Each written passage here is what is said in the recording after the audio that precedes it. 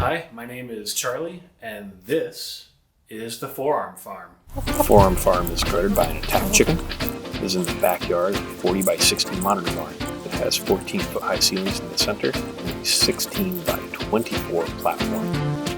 I do nearly all my climbing training in here, including warm-ups and limit bouldering. So out here in the barn, I have a complete setup with a campus board on half moon spacing. I've also made a little gap behind the campus board to do sit-ups on.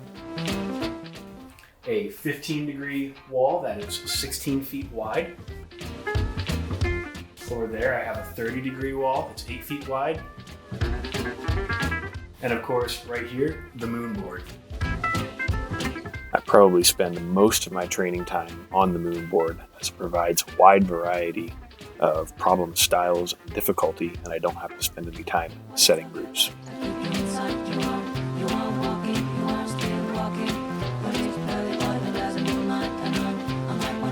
There are several advantages to having your own home wall. One is you don't have to share it with anyone, but two, you're the route setter. So I have numerous routes through here that mimic either difficult parts on problems that I'm working on,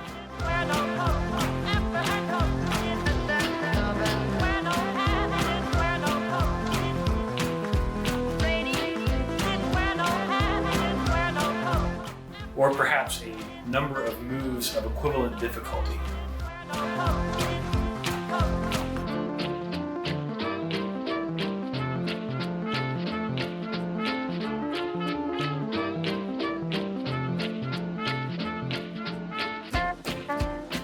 Alright, so let's talk about how long it took to put this thing together. Day one, it looked a lot like this, not much to go with. Built the platform first, OSB, moonboard went in, 30-degree wall, 15, started to make it look pretty, gave it some lights, then some holds. Let's talk about the structure. Here's the back side of the 15,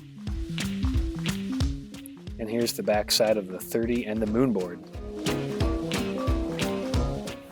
So behind the scenes, I have my walls built on 24-inch spacing with 2x6 studs. See, I've got them here. The structure is easier to see on this side because I did a poor job with the insulation compared to the 15-degree side on the other. I have intermediate supports that run back to the roof here, and at the very top, I am tied directly into the ceiling rafters.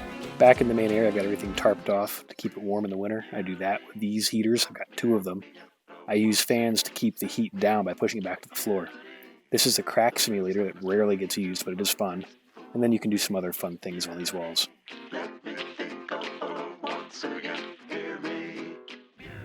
For flooring, I found some old gymnastic pads that someone was selling for a really reasonable price.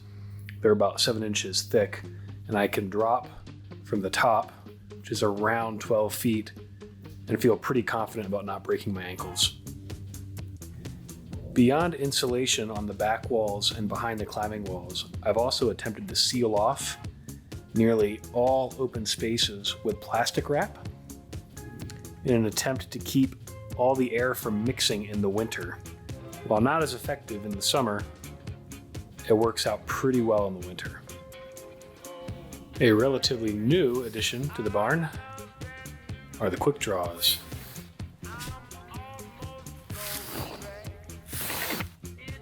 I use a standard eye bolt that fits into the same holes as the bolt holds, and then I can practice clipping while pumped. I have a lower row and an upper row.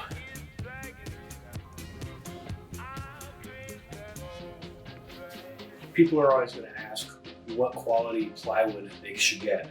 Well, I've got 3 different types here, and I'll show you the differences in all of them. The moonboard has the finest quality plywood. It's 11 or 12 ply with a very nice smooth veneer on the outside. This is nice because it doesn't get splinters under your fingertips. These sheets run about $50 each. For the 15-degree wall, I went with mid-grade $40 a sheet plywood. It has a nice smooth veneer, but it does have voids. That's what I've covered up with the tape here. I've punched through several locations with those. It has a few more imperfections. This is probably a decent compromise if you want to buy a lot of plywood without spending a bunch of money. My 30-degree wall has the poorest quality plywood. It's about $30 a sheet. You can see it has splinters. I have given myself splinters between my fingernails on these boards. I would reserve this cheaper plywood for your kickers and would not use it for the backs of any surfaces your hands are going to touch. These are the holds that I use for my wall.